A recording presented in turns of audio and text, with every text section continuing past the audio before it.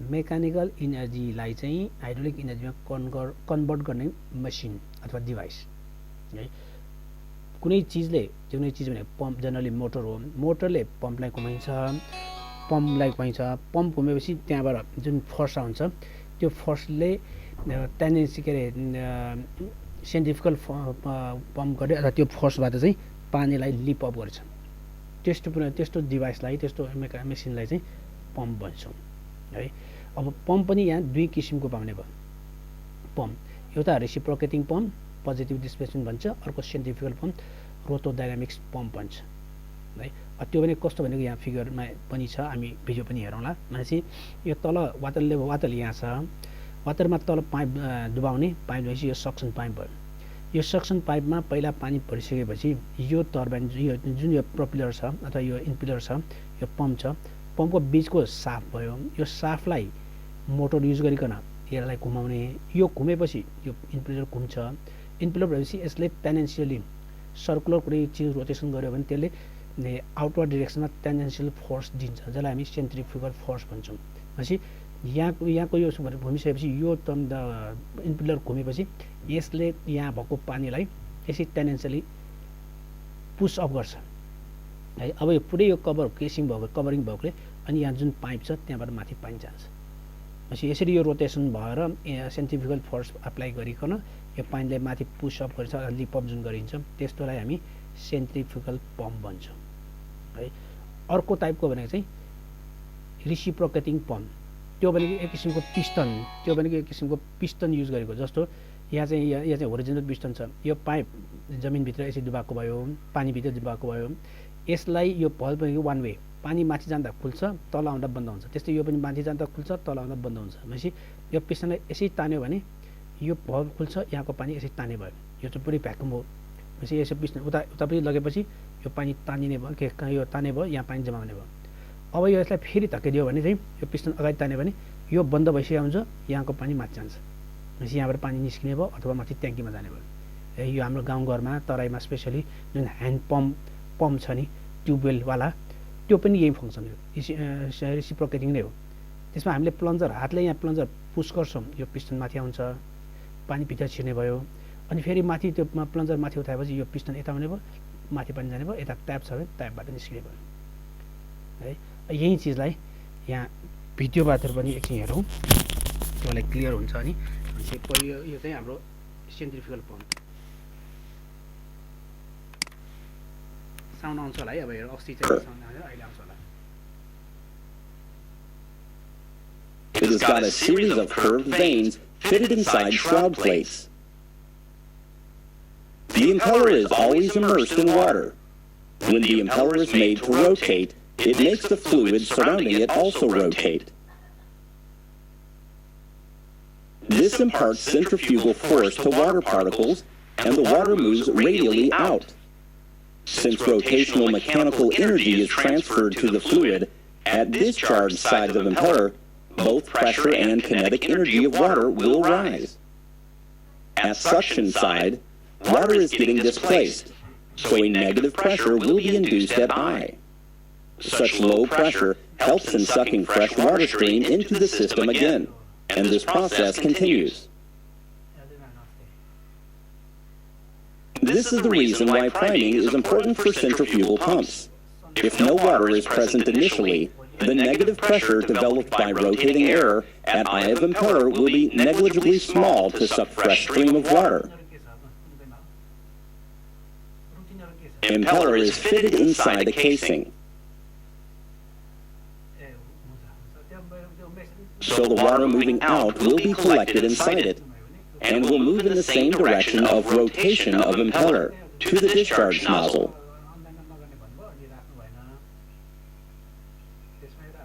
Here you can note one specialty of casing. It has got increasing area along the flow direction. Such increasing area will help in accommodating newly added water stream, and will also help in reducing exit flow velocity. Reduction in flow velocity will result in increase in static pressure, which is required to overcome resistance of pumping system. Here you can see more details of vanes inside impeller. They are backward curved vanes with state-of-the-art eye configuration. This vane is extracted from a Kirloskar pump model. If pressure at suction side of impeller goes below vapor pressure of water, a dangerous phenomenon could happen. Water will start to boil, forming vapor bubbles and spoil impeller materials over time. This phenomenon is known as cavitation. More the suction head, lesser should be the pressure at suction side to lift water. This fact puts a limit to maximum suction head a pump can have. Careful pump selection is required to avoid problem of cavitation. Current impeller type is enclosed. Semi-open and open impellers are also in use depending upon application. If the working fluid is cloggy in nature, it is preferred to use open kind of impeller, but they are slightly less efficient. Mechanical design. Okay, masih यो भिजुअलले तपाईलाई sound आयो यो पालि आछ है sound Yes, sir. Okay पछि अब यसले यो अब यो 2D figure यो sketch भन्दा पनि अब त्यहाँ भिडियोबाट चाहिँ तपाईलाई क्लियर भयो होला भनेपछि तलको पानी चाहिँ यो पपुलर यहाँबाट तान्ने भयो अब यो पानी कसरी जान्छ भन्ने कुरा पनि त्यहाँ देख्नुभयो होला यो ठाउँमा जुन यहाँ पुरै कभरिङ हो यो चाहिँ यहाँ चाहिँ नेगेटिभ प्रेसर हुन्छ भने अघि हामीले जुन न्युमेरिकल गर्यौं नि ड्राफ्ट ट्युबमा गरे जस्तै यहाँ पनि नेगेटिभ भ्याकुम प्रेसर हुन्छ के मतलब प्रेसर नेगेटिभ हुन्छ एटमोस्फियरिक भन्दा कम हुन्छ यो ठाउँमा पनि है यहाँ पनि नेगेटिभ प्रेसर हुने भएपछि यो पानीको प्रेसरमा यहाँ तलबाट यो के अरे यहाँ एटमोस्फियरिक प्रेसरले यसलाई पुल गर्ने भयो थिच्ने भयो अनि त्यो प्रेसरले गर्दा यो माथि पानी जाने भए अनि यो इम्पेलर यो रोटेट पनि भइराख्ने भए यहाँ चाहिँ नेगेटिभ प्रेसर पनि हुने भयो सो हायर प्रेसरबाट लोवर प्रेसरमा त्यो पानी माथि जाने भयो अब कतिसम्म जान्छ भनेको यो क्यापासिटी अनुसार सक्सनिङ फङ्सन सक्सन हेड कति हुन्छ त्यो चाहिँ त्यसको क्यापासिटी अनुसार यो चाहिँ पानी यहाँ ताने भयो त्यसपछि यो इम्पेलर रोटेट भएर यसलाई माथि लिफ्ट अप गर्छ है खास चाहिँ यसको प्रिन्सिपल चाहिँ यो हो यस्तो पाइपलाई हामी सेन्ट्रिफ्युगल पम्प भन्छौँ है एकैछिन है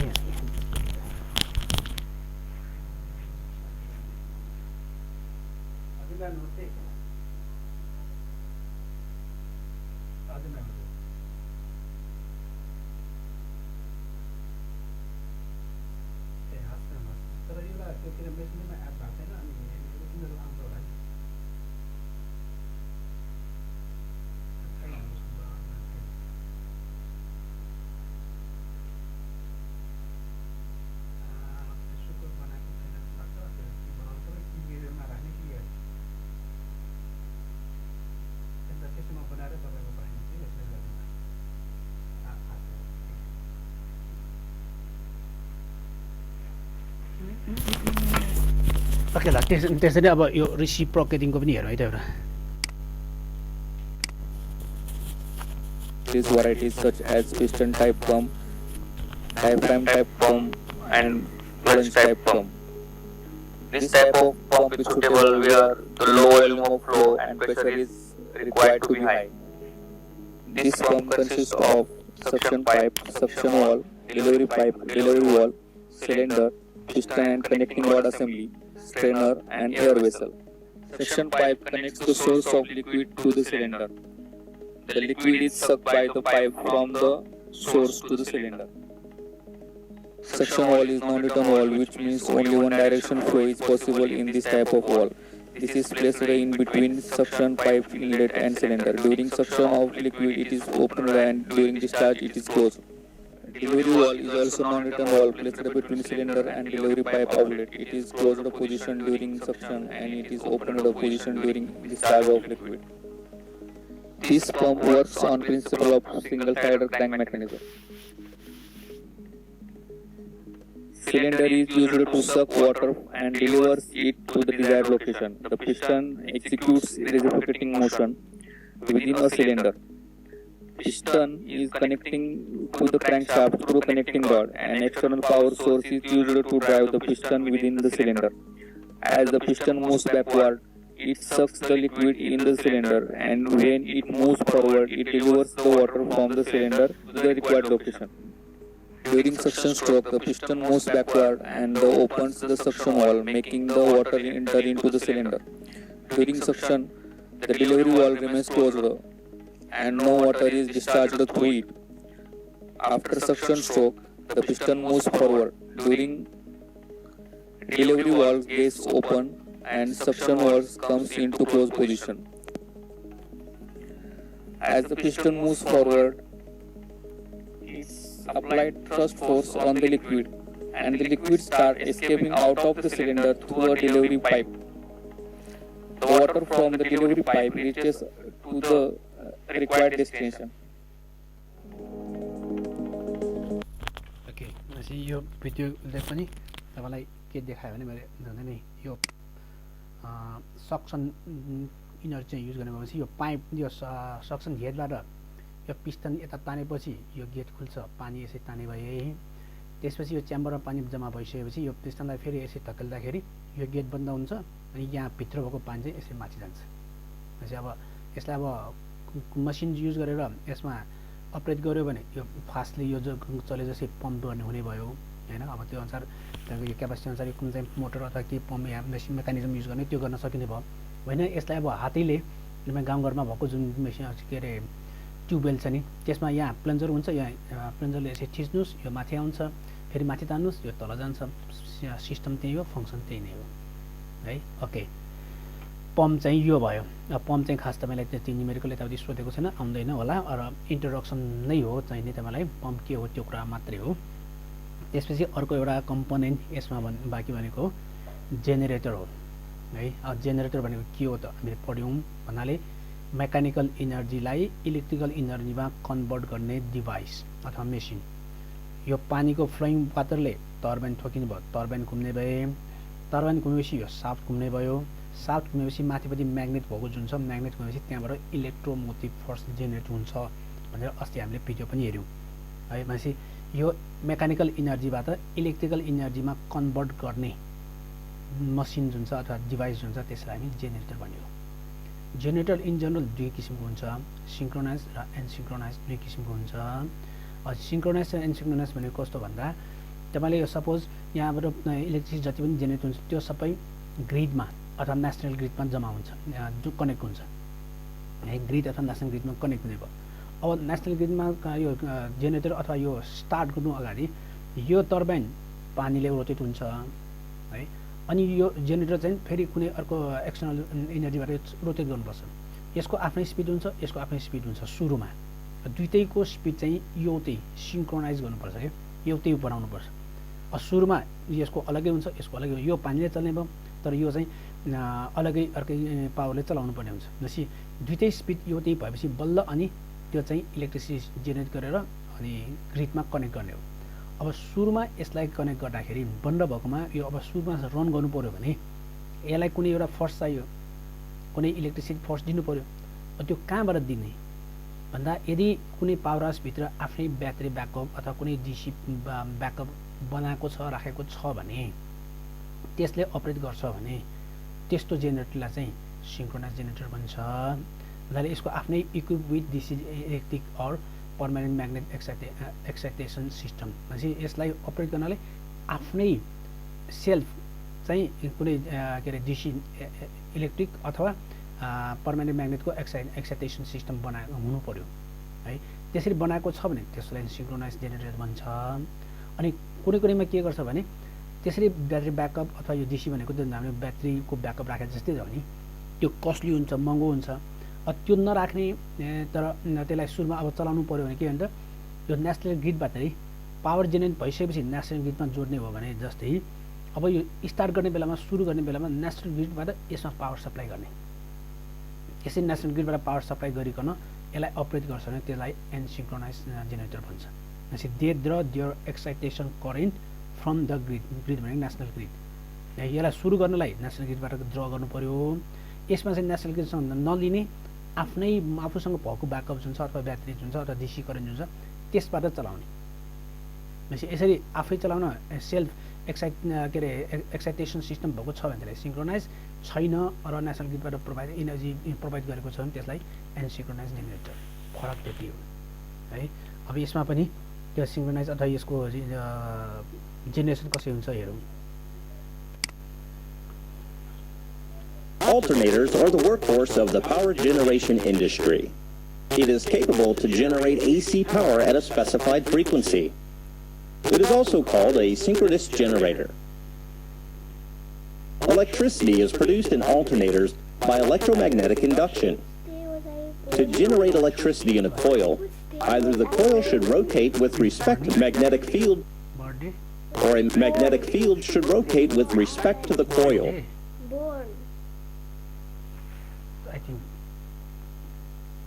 In the case of alternator, the latter approach is used.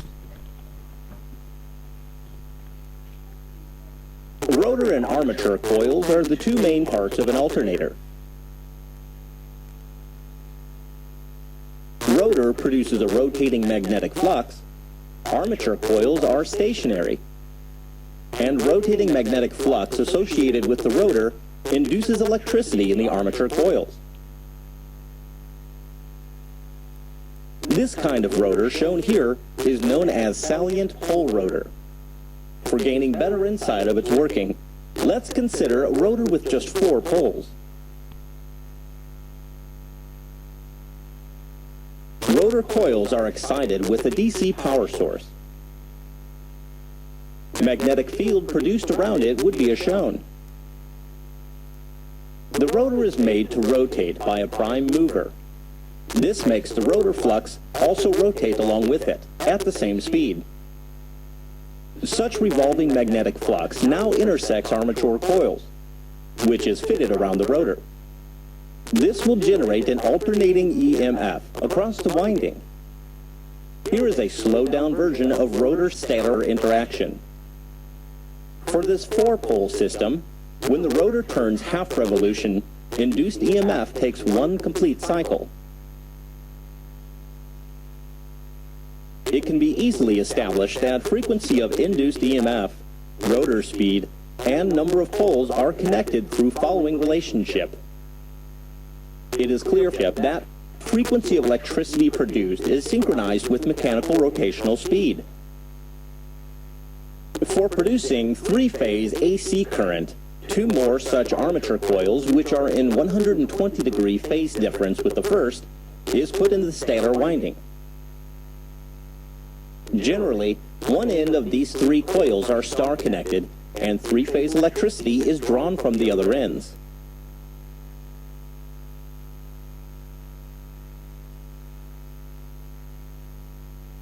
It is clear from this equation that in order to produce 60 Hz electricity, a 4-pole rotor should run at following RPM. Such huge RPM will induce a tremendous centrifugal force on poles of the rotor, and it may fail mechanically over time. So salient pole rotors are generally having 10 to 20 poles, which demands lower RPM. Or salient pole rotors are used when the prime mover rotates at relatively lower RPM.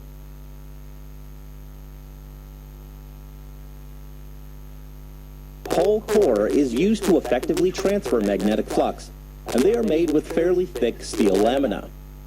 Such insulated lamina reduces energy loss due to eddy current formation. Armature winding of 3-phase 12-pole system is shown here. A stator core is used to enhance magnetic flux transfer.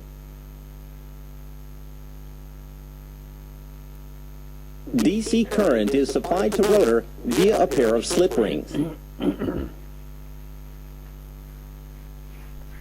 DC current is supplied either from an external source or from a small DC generator which is fitted on the same prime mover. Such alternators are called self-excited.